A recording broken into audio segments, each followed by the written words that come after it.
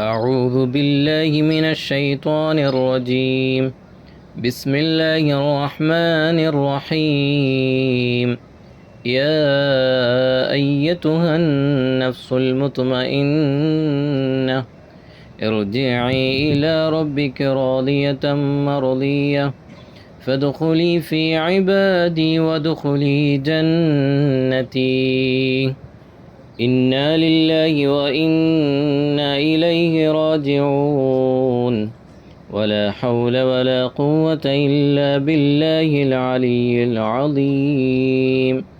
اللهم اغفر له وارحمه مرحوم سيد إبراهيم കോയ തങ്ങൾ نور الله مرقده واعف عنه وعافه وأكرم نزله ووسع مدخله واعثله بالماء والثلج والبرد ونقه من خطايا كما نقيت الثوب الأبيض من الدنس وأبدله دارا خيرا من داره وأهلا خيرا من أهله وزوجا خيرا من زوجه وأدخله الجنة وأعذه من عذاب القبر أو من عذاب النار. اللهم اغفر للمؤمنين والمؤمنات والمسلمين والمسلمات الأحياء منهم والأموات إنك مجيب الدعوات يا قاضي الحاجات. حينا ربنا بالسلام وأدخلنا دار السلام. اللهم اهدنا الصراط المستقيم صراط الذين أنعمت عليهم من النبيين والصديقين والشهداء والصالحين وحسن أولئك رفيقا. إلى حضرة نبينا مصطفى محمد صلى الله عليه وسلم الفاتحة. أعوذ بالله من الشيطان الرجيم. بسم الله الرحمن الرحيم. الحمد لله رب العالمين الرحمن الرحيم مالك يوم الدين. إياك نعبد وإياك نستعين. اهدنا الصراط المستقيم صراط الذين أنعمت عليهم غير المغضوب عليهم ولا الضالين. آمين. بسم الله الرحمن الرحيم. قل هو الله أحد الله الصمد لم يلد ولم يولد ولم يكن له كفوا أحد. بسم الله الرحمن الرحيم. قل هو الله أحد الله الصمد لم يلد ولم يولد ولم يكن له كفوا أحد. بسم الله الرحمن الرحيم. قل هو الله أحد الله الصمد لم يلد ولم يولد ولم يكن له كفوا أحد. بسم الله الرحمن الرحيم. قل أعوذ برب الفلق من شر ما خلق ومن شر غاسق إذا وقب ومن شر النفاسات في العقد ومن شر حاسد إذا حسد. بسم الله الرحمن الرحيم. قل أعوذ برب الناس ملك الناس إله الناس من شر الوسواس الخناس الذي يوسوس في صدور الناس من الجنة والناس. أعوذ بالله من الشيطان الرجيم. بسم الله الرحمن الرحيم. ياسين والقرآن الحكيم إنك لمن المرسلين على صراط مستقيم. تنزيل العزيز الرحيم لتنذر قوما ما أنذر آباؤهم فهم غافلون. لقد حق القول على أكثرهم فهم لا يؤمنون. إنا جعلنا في أعناقهم أغلالا فهي إلى الأذقان فهم مقمحون. وجعلنا من بين أيديهم سدا ومن خلفهم سدا فأغشيناهم فهم لا يبصرون وسواء عليهم أأنذرتهم أم لم تنذرهم لا يؤمنون إنما تنذر من اتبع الذكر وخشي الرحمن بالغيب فبشره بمغفرة وأجر كريم إنا نحن نحيي الموتى ونكتب ما قدموا وآثارهم وكل شيء أحصيناه في إمام مبين واضرب لكم مثلا أصحاب القرية إذ جاءها المرسلون إذا أرسلنا إليهم اثنين فكذبوهما فعززنا بثالث فقالوا إنا إليكم مرسلون قالوا ما أنتم إلا بشر مثلنا وما أنزل الرحمن من شيء إن أنتم إلا تكذبون قالوا ربنا يعلم إنا إليكم لمرسلون وما علينا إلا البلاغ المبين قالوا إنا تطيرنا بكم لئن لم تنتهوا لنرجمنكم وليمسنكم منا عذاب عليم قالوا طائركم معكم وإن ذكرتم بل أنتم قوم مسرفون وجاء من أقصى المدينة رجل يسعى قال يا قوم اتبعوا المرسلين اتبعوا من لا يسألكم أجرا وهم مهتدون وما لي لا أعبد الذي فطرني وإليه ترجعون أأتخذ من دونه آلهة إن يردني الرحمن بضر لا تغني عني شفاعتهم شيئا ولا ينقذون إني إذا لفي ضلال مبين إني آمنت بربكم فاسمعون قيل ادخل الجنة قال يا ليت قومي يعلمون بما غفر لي ربي وجعلني من المكرمين وما أنزلنا على قومه من بعده من جند من السماء وما كنا منزلين إن كانت إلا صيحة واحدة فإذا هم خامدون يا حسرة على العباد ما يأتيهم من رسول إلا كانوا به يستهزئون ألم يروا كم أهلكنا قبلهم من القرون أنهم إليهم لا يرجعون وإن كل لما جميع لدينا محضرون وآية لهم الأرض الميتة أحييناها وأخرجنا منها حبا فمنه يأكلون وجعلنا فيها جنات من نخيل وأعناب وفجرنا فيها من العيون ليأكلوا من ثمره وما عملته أيديهم أفلا يشكرون سبحان الذي خلق الأزواج كلها مما تنبت الأرض ومن أنفسهم ومما لا يعلمون وآية لهم الليل نسلخ منه النهار فإذا هم مظلمون والشمس تجري لمستقر لها ذلك تقدير العزيز العليم والقمر قدرناه منازل حتى عاد كالأرجون القديم لا الشمس ينبغي لها أن تدرك القمر ولا الليل سابق النهار وكل في فلك يسبحون وآية لهم أنا حملنا ذريتهم في الفلك المشحون وخلقنا لهم من مثله ما يركبون وإن نشأ نغرقهم فلا صريخ لهم ولا هم ينقذون إلا رحمة منا ومتاعا إلى حين وإذا قيل لهم اتقوا ما بين أيديكم وما خلفكم لعلكم ترحمون وما تأتيهم من آية من آيات ربهم إلا كانوا عنها معرضين وإذا قيل لهم أنفقوا مما رزقكم الله قال الذين كفروا للذين آمنوا أنطعوا لو يشاء الله أطعمه إن أنتم إلا في ضلال مبين ويقولون متى هذا الوعد إن كنتم صادقين ما ينظرون إلا صيحة واحدة تأخذهم وهم يخصمون فلا يستطيعون توصية ولا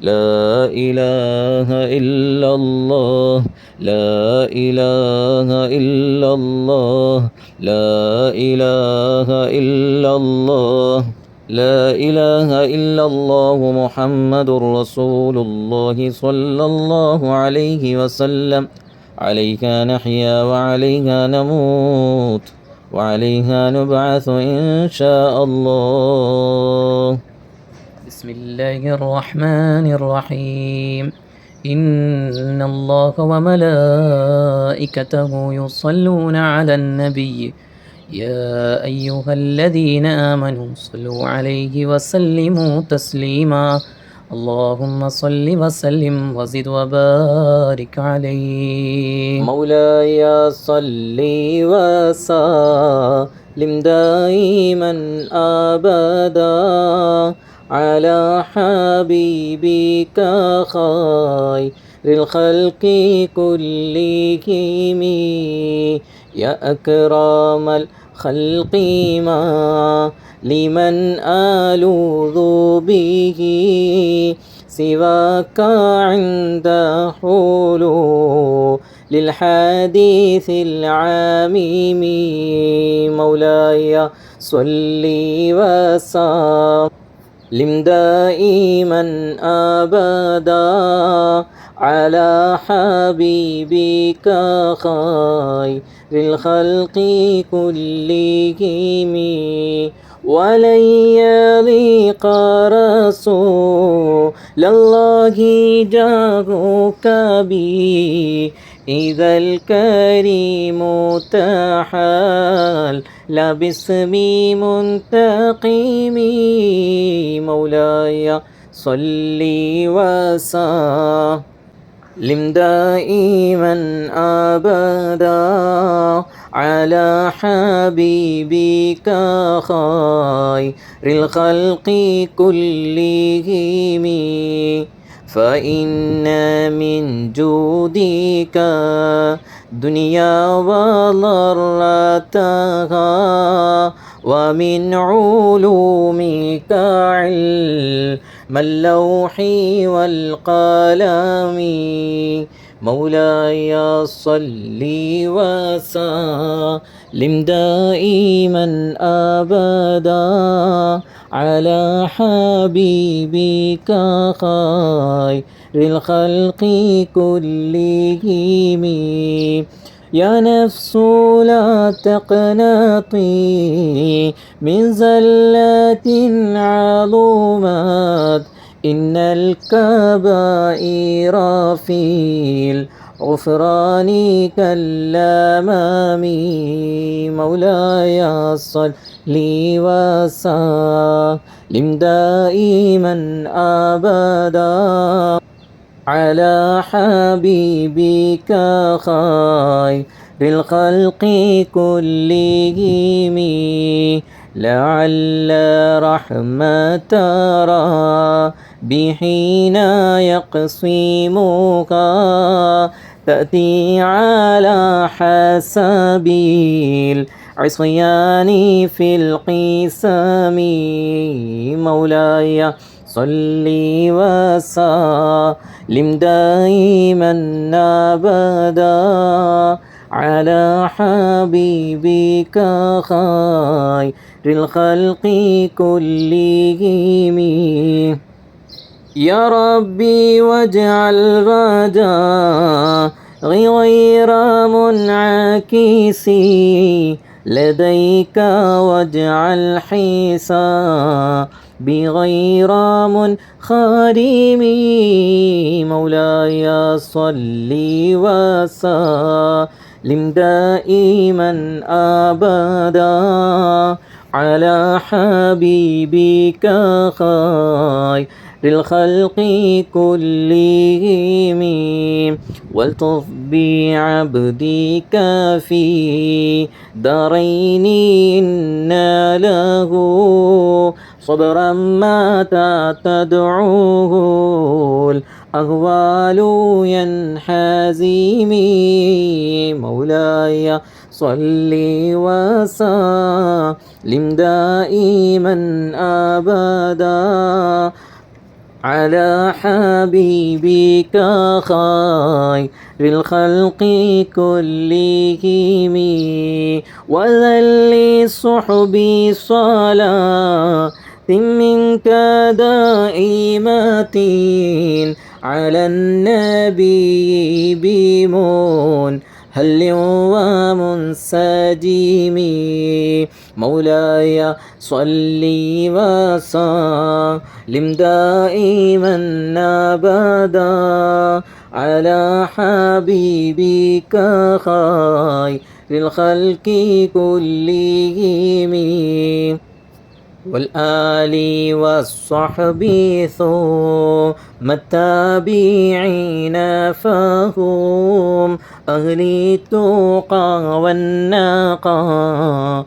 والحلم والكرم مولاي صل وسلم دائما أبدا على حبيبك خير الخلق كلهم مرنا حتى عذابا للباني ريح الصبا وأطراب العيسى ذي العيس بالنعم مولاي صل وسلم دائما أبدا على حبيبك خير الخلق كلهم ثم الرضا عن نبي بكر وعن عمر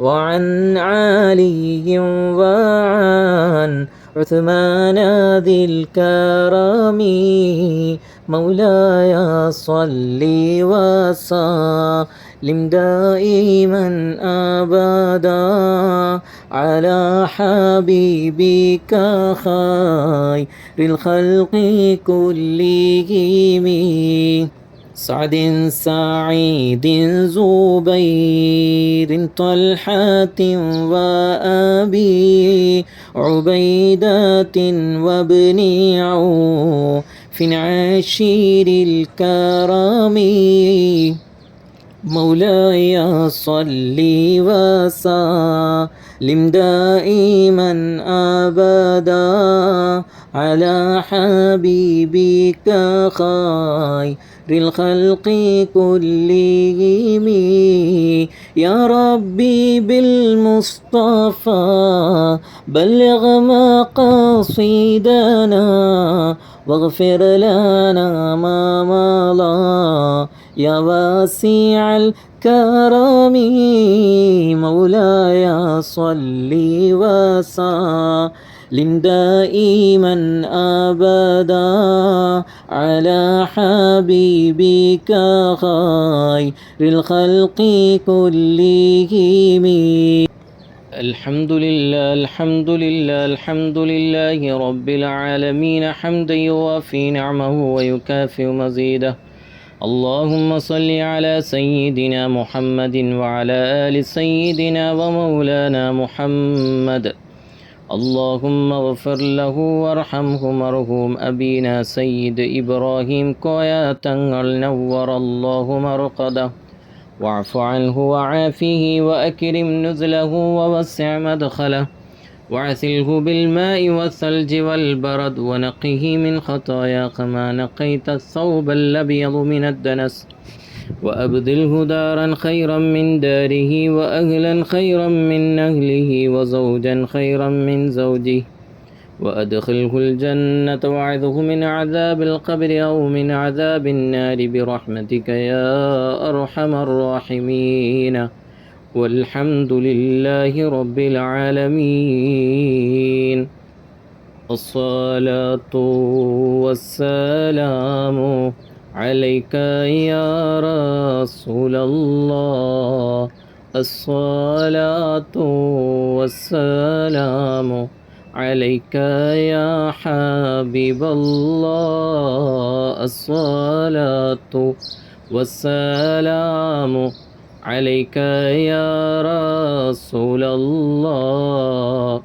الصلاة والسلام عليك يا حبيب الله الصلاة والسلام عليك يا رسول الله الصلاة والسلام عليك يا حبيب الله الحمد لله الحمد لله الحمد لله رب العالمين الحمد لله الحمد لله رب العالمين حمدا يوافي نعمه ويكافئ مزيده اللهم صل على سيدنا محمد وعلى آل سيدنا ومولانا محمد റഹ്മാനും റഹീമുമായ മലിക്കുൽ ജബ്ബാറായ മലിക്കുൽ മുലൂക്കായ രാജസയ്യിദായ അല്ലാഹ് ഞങ്ങളുടെ മജ്ലിസ് നീ സ്വീകരിക്കണം റഹ്മാനെ.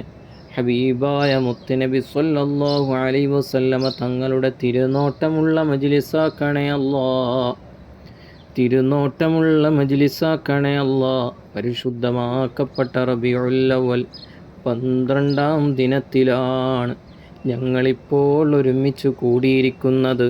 ഹബീബായ മുത്തുനബി തങ്ങളെ പ്രതീക്ഷിച്ച് ജനലക്ഷങ്ങൾ തടിച്ചുകൂടി നിൽക്കുന്ന പുണ്യമദീനയിൽ അല്ലാഹുവേ, അതിനേക്കാളും ഇരട്ടി കോടാനക്കോടി മാലാഖമാർ ഒത്തുകൂടിയിരിക്കുന്ന പുണ്യമദീനയിൽ മറ്റു മാസങ്ങളെക്കാൾ ഇരട്ടിയായി ധാരാളം സ്വലാത്തുകൾ കുത്തൊഴുക്കെ മദീനയിൽ വന്നുകൊണ്ടിരിക്കുന്ന ഈ പുണ്യമദീനയിൽ അല്ലാഹുവേ, ഞങ്ങളിപ്പോൾ മജ്ലിസ് നടത്തുന്നത് ഞങ്ങളുടെ പ്രിയപ്പെട്ട വന്യപിതാവ് മർഹൂം അബീന സയ്യിദ് ഇബ്രാഹിം കോയ തങ്ങൾ അവർക്ക് വേണ്ടിയാണ്.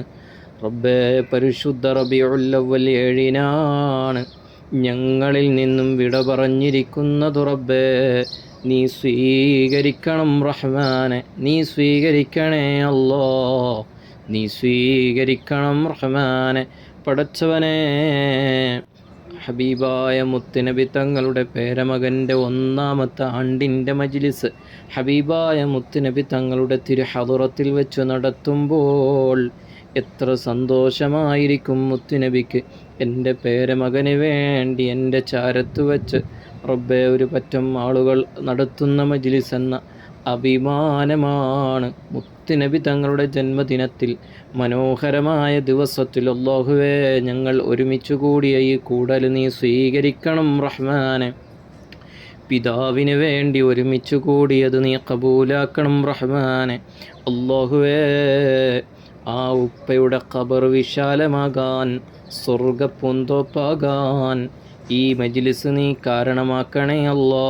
മുത്തുനബി സ്വല്ലല്ലാഹു അലൈഹി വസല്ലമ തങ്ങളുടെ ജന്മദിനത്തോടനുബന്ധിച്ച് റബ്ബേ, ഹബീബായ മുത്തുനബി തങ്ങളുടെ പരിശുദ്ധ റൗളാ ഷരീഫിൽ ഹബീബായ മുത്തുനബി തങ്ങളുടെ പേരിൽ ധാരാളം ഖുർആൻ വഖഫ് ചെയ്ത കൂട്ടത്തിൽ വന്യ പിതാവിന് വേണ്ടിയും ഖുർആൻ വഖഫ് ചെയ്തുകൊണ്ടുള്ള മഹനീയമായ മജ്ലിസാണ് റഹ്മാനെ.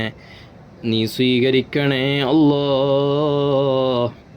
നീ സ്വീകരിക്കണം റഹ്മാനെ, നീ സ്വീകരിക്കണേ അല്ലാ, കബൂലാക്കണം റഹ്മാനെ. പ്രിയപ്പെട്ട പിതാവിന് വേണ്ടി ഞങ്ങൾ നിയ്യത്ത് ചെയ്ത, വഖഫ് ചെയ്ത, സമർപ്പിച്ച പരിശുദ്ധ റൗളാ ഷരീഫിൽ സ്ഥാപിച്ചുകൊണ്ടുള്ള ഈ മജ്ലിസ് അല്ലാഹുവേ, നീ സ്വീകരിക്കണേ അല്ലാ. ആ ഉപ്പ ഇത് സന്തോഷിക്കാൻ, ആ ഉപ്പയ്ക്ക് സന്തോഷം ലഭിക്കാൻ, ഖബർ വിശാലമാകാൻ, മുത്തുനബി തങ്ങളുടെ നൂറ് കൊണ്ട് നിറയാൻ, ജന്നത്തുൽ ബഖീഇലെ ഖബറായി തീരാൻ ഈ മജ്ലിസ് ഒരു കാരണമാക്കണേ അല്ലാ. പടച്ചവനെ, ഖബർ വിശാലമാക്കണേ അല്ലാ. 24 മണിക്കൂറും ഖുർആൻ പാരായണം നടന്നുകൊണ്ടിരിക്കുന്ന പരിശുദ്ധ റൗളാ ഷരീഫിൽ റബ്ബേ, ഞങ്ങൾ സ്ഥാപിച്ച ഖുർആനിൻ്റെ ബറക്കത്ത് കൊണ്ട് ഉപ്പയുടെ ഖബർ വിശാലമാക്കണേ അല്ലാ. ഉപ്പയ്ക്ക് സന്തോഷം നൽകണേ അല്ലാ. ഇതു കാരണമായി ആ കുടുംബത്തിൽ നീ ഐശ്വര്യം നൽകണേ അല്ലാ, ബറക്കത്ത് നൽകണേ അല്ലാ, റാഹത്ത് നൽകണേ അല്ലാ, സന്തോഷം നൽകണേ അല്ലാ.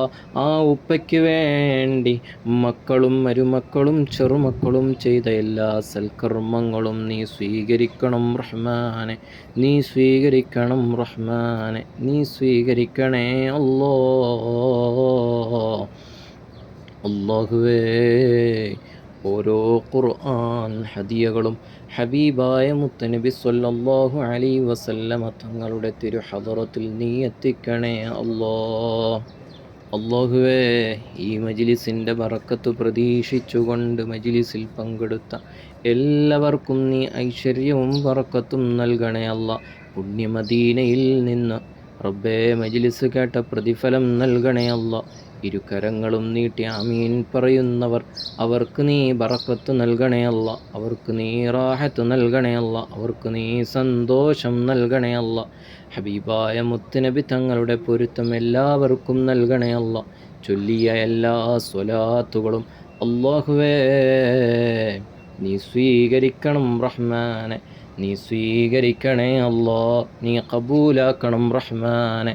അല്ലാഹുവേ, ഹബീബായ മുത്തുനബി സ്വല്ലല്ലാഹു അലൈഹി വസല്ലമ തങ്ങളുടെ തിരുനോട്ടം ലഭിക്കാൻ ഈ മജ്ലിസ് കാരണമാക്കണേ അല്ലാ. പടച്ചവനെ, ഞങ്ങളാക്കിയ പലരും ഖബറിലാണ്. ഞങ്ങളെ മനസ്സിലോടി വരുന്ന ആരൊക്കെയുണ്ടോ അവരുടെ എല്ലാം ഖബറിലേക്ക് ഈ മജ്ലിസിൻ്റെ സവാബിനെ നീ എത്തിക്കണേ അല്ലാ. ഖുർആൻ മൗലിദ് ദിക്റുകൾ എത്തിക്കണേ അല്ലാ. ആ ഖബറുകളെല്ലാം പ്രകാശപൂരിതമാക്കണേ അല്ലാ. ഈ മജ്ലിസിൽ പങ്കെടുത്താൽ റബ്ബേ, അഹ്ലുബൈത്തിനെ ഖിദ്മത്ത് ചെയ്ത, അഹ്ലുബൈത്തിന് വേണ്ടി സമയം ചെലവഴിച്ച പ്രതിഫലം ലഭിക്കുമല്ലോ എന്ന് കരുതി പങ്കെടുക്കുന്നവരുമുണ്ട്. അത് എത്ര പേരാണെങ്കിലും അവരെ നീ സ്വീകരിക്കണം റഹ്മാനെ. അവർ നീട്ടിയ കരങ്ങൾ നീ തട്ടിക്കളയല്ലേ അല്ലാ. അവരുടെ എല്ലാ കാര്യങ്ങളിലും നീ ബറക്കത്ത് നൽകണം റഹ്മാനെ, റാഹത്ത് നൽകണേ അല്ലാ, സന്തോഷം നൽകണം റഹ്മാനെ. പടച്ചവനെ, കണ്ണേറിൽ നിന്നും സിഹ്റിൽ നിന്നും ശർറ് ബല മുസീബത്തിൽ നിന്നും നീ കാവല് നൽകണേ അല്ലാ, നീ കാവല് നൽകണം റഹ്മാനെ. ഹബീബായ മുത്തുനബി സ്വല്ലല്ലാഹു അലൈഹി വസല്ലമ തങ്ങളുടെ തിരുനോട്ടം നീ നൽകണം റഹ്മാനെ. പടച്ചവനെ, ഖൈർ നൽകണേ അല്ലാ, റാഹത്ത് നൽകണേ അല്ലാ, സന്തോഷം നൽകണം റഹ്മാനെ. ഹബീബായ മുത്തുനബി തങ്ങളുടെ പൊരുത്തം നൽകണേ അല്ലാ.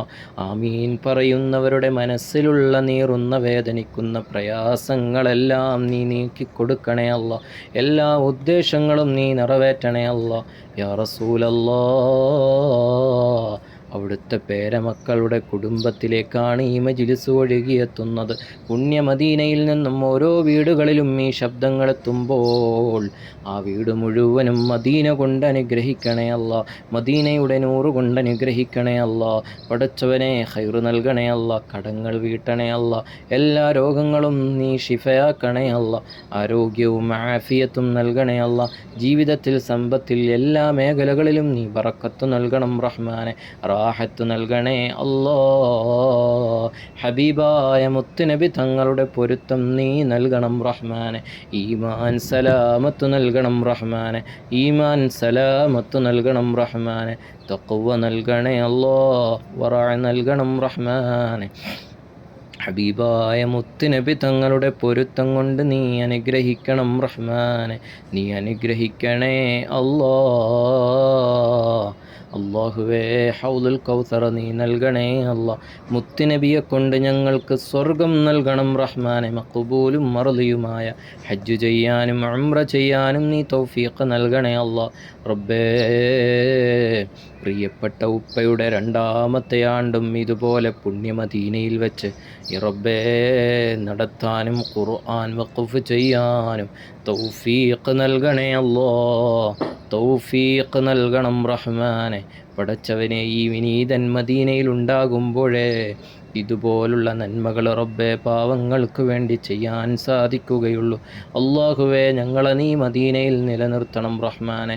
ഹബീബായ മുത്തുനബി തങ്ങളുടെ ഉമ്മത്തീങ്ങളായ ഹബീബായ മുത്തുനബി തങ്ങളുടെ പേരമക്കൾക്ക് വേണ്ടി ഖിദ്മത്ത് ചെയ്യാൻ തൗഫീഖ് നൽകണേ അല്ലാ.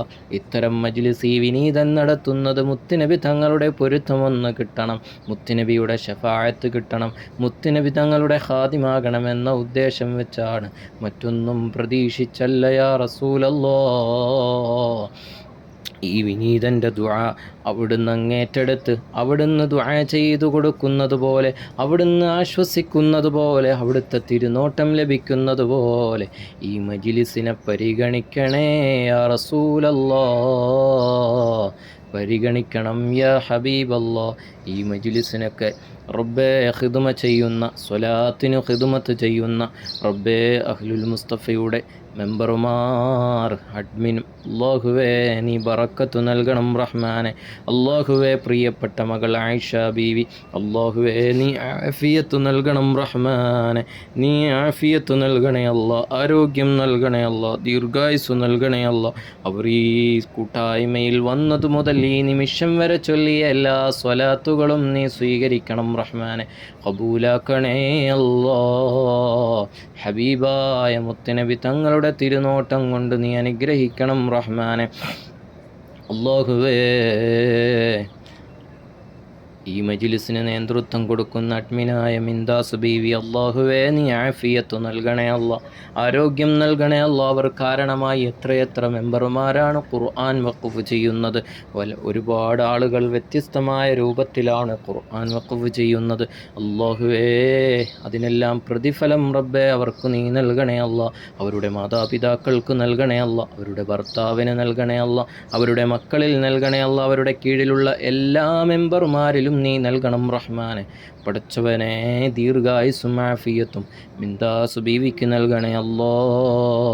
അവരുടെ കീഴിലുള്ള എല്ലാ മെമ്പർമാർക്കും നീ ബറക്കത്ത് നൽകണേ അല്ലാ. ഈ മജ്ലിസിൻ്റെ ബറക്കത്തിന് നീ അവർക്ക് നീ കാണിച്ചു കൊടുക്കണം റഹ്മാനെ. ആമീൻ പറയുന്ന എല്ലാ മെമ്പർമാർക്കും നീ ആഫിയത്തും ആരോഗ്യവും നൽകണേ അല്ലാ. അവരെന്താണോ മനസ്സിൽ കരുതുന്നത് അത് നീ നിറവേറ്റി കൊടുക്കണം റഹ്മാനെ. മരണപ്പെട്ടു പോയ മാതാപിതാക്കളുടെ ഖബറിലേക്ക് ഈ മജ്ലിസിൻ്റെ സന്തോഷം നീ കാണിച്ചു കൊടുക്കണം റഹ്മാനെ. പടച്ചവനെ എല്ലാവർക്കും നീ ഖൈർ നൽകണേ അല്ലാ.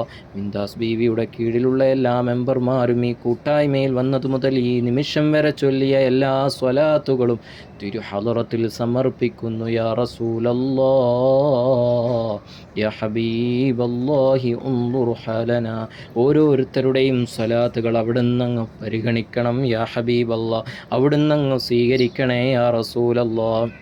റബീഉൽ അവ്വൽ 12-നാണല്ലോ ഈ മജ്ലിസ് നടത്തുന്നത്. സ്വീകരിക്കണം റഹ്മാനെ, ഖബൂലാക്കണം റഹ്മാനെ. എല്ലാവർക്കും മുത്തുനബിയെ കാണാനുതകുന്ന ഖൽബാക്കണേ അല്ലാ.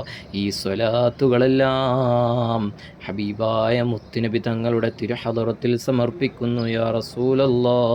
അവിടുത്തെ ജന്മദിനത്തിൽ ഈ പുണ്യമാക്കപ്പെട്ട ദിവസത്തിലെ ഈ മജ്ലിസിനെ മുൻനിർത്തി ചോദിക്കുന്നു, എല്ലാവർക്കും മുത്തുനബിയെ കാണാനുള്ള തൗഫീഖ് നൽകണം റഹ്മാനെ. ഈ മജ്ലിസിൻ്റെ ബറക്കത്ത് കൊണ്ട് സയ്യിദ് അവർകൾ ഇബ്രാഹിം കോയ തങ്ങളുപ്പാപ്പയുടെ ഖബറിലേക്ക് ഈ സ്വലാത്തിൻ്റെ മാധുര്യം നീ എത്തിച്ചു കൊടുക്കണം റഹ്മാനെ, എത്തിച്ചു കൊടുക്കണേ അല്ലാ. ഞങ്ങളിൽ നിന്നും മരണപ്പെട്ടു പോയ ഞങ്ങളെ മാതാപിതാക്കൾ, സഹോദരന്മാർ, ഞങ്ങളെ ഗുരുനാഥന്മാർ, അവരുടെ എല്ലാം മജ്ലിസിൽ റബ്ബെ നീ എത്തിക്കണേ. അവരുടെ എല്ലാം മഖാമിൽ നീ എത്തിക്കണം റഹ്മാനെ, അവരുടെ എല്ലാം ഖബറിൽ നീ എത്തിക്കണം റഹ്മാനെ. അല്ലാഹുമ്മ റബ്ബനാ ആതിനാ ഫിദ്ദുനിയാ ഹസന വഫിൽ ആഖിറതി ഹസനതൻ വഖിനാ അദാബന്നാർ. ആളിക്കത്തുന്ന നരകത്തിൽ നിന്നും ഞങ്ങളെ നീ കാക്കണം റഹ്മാനെ. അല്ലാഹുമ്മ അജിർനാ മിനന്നാർ, അല്ലാഹുമ്മ അജിർനാ മിനന്നാർ, അല്ലാഹുമ്മ അജിർനാ മിനന്നാർ. റഹ്മാനും റഹീമുമായ മലിക്കുൽ ജബ്ബാറായ മലിക്കുൽ മുലൂക്കായ രാജസയ്യിദായ അല്ലാഹ്, അഹ്ലുൽ മുസ്തഫ എന്ന അഹ്ലുബൈത്ത് കൂട്ടായ്മയ്ക്ക് വേണ്ടി ഇത്രയും മനോഹരമായി ത്യാഗങ്ങൾ സഹിച്ച് ഇങ്ങനെയെല്ലാം പ്രവർത്തിച്ചു ഖുർആൻ വഖഫ് ചെയ്യാനും പരിശുദ്ധ മദീനയിൽ മുത്തുനബി തങ്ങളുടെ തിരുഹളറത്തിൽ നേരിട്ട് സ്വലാത്ത് സമർപ്പിക്കാനും ഇങ്ങനെ ഒരുപാട് ഖൈറിൻ്റെ വഴികൾ തുറക്കാനുമൊക്കെ അവസരമൊരുക്കി തന്ന പ്രിയപ്പെട്ട സഹോദരി ഹഫ്സ ബീവി, അല്ലാഹുവേ നീ ആഫിയത്ത് നൽകണേ അല്ലാ, ആരോഗ്യം നൽകണേ അല്ലാ, ദീർഘായുസ് നൽകണേ അല്ലാ. എല്ലാ ശാരീരികമായ മാനസികമായ പ്രയാസങ്ങളെ രോഗങ്ങളിൽ നിന്നും നീ കാവൽ നൽകണേ അല്ലാ. അവരുടെ മക്കളെ നീ ആലിമീങ്ങളാക്കണേ അല്ലാ, അഹ്ലു സുന്നത്തി വൽ ജമാഅത്തിൻ്റെ നെടും തൂണുകളാക്കണേ അല്ലാ. കണ്ണേറിൽ നിന്നും കാവൽ നൽകണേ അല്ലാ. പടച്ചവനെ അവരുടെ കുഞ്ഞുമോളുടെ ദാമ്പത്യ ജീവിതത്തിൽ നീ ബറക്കത്ത് നൽകണം റഹ്മാനെ. പടച്ചവനെ ഖൈറും ബറക്കത്തും നൽകണേ അല്ല. അവരുടെ ഭവനത്തിൽ നീ ബറക്കത്ത് നൽകണം റഹ്മാനെ. മരണപ്പെട്ടു പോയ PKS പൂക്കോയ തങ്ങളുടെ ഖബറിടം നീ വിശാലമാക്കണേ അല്ല. ഈ മജ്ലിസിൻ്റെ സവാബ് നീ എത്തിച്ചു കൊടുക്കണേ അല്ല. അവരുടെ കുടുംബത്തിൽ നിന്നും മരണപ്പെട്ടു പോയ എല്ലാവരുടെയും ഖബറിലേക്ക് ഈ മജ്ലിസിൻ്റെ സന്തോഷം നീ എത്തിച്ചു കൊടുക്കണം റഹ്മാനെ. اللهم ربنا آتنا في الدنيا حسنة وفي الآخرة حسنة وقنا عذاب النار. اللهم ربنا تقبل منا إنك أنت السميع العليم وتب علينا إنك أنت التواب الرحيم. آمين برحمتك يا أرحم الراحمين بفضله. صلى الله على محمد صلى الله عليه وسلم.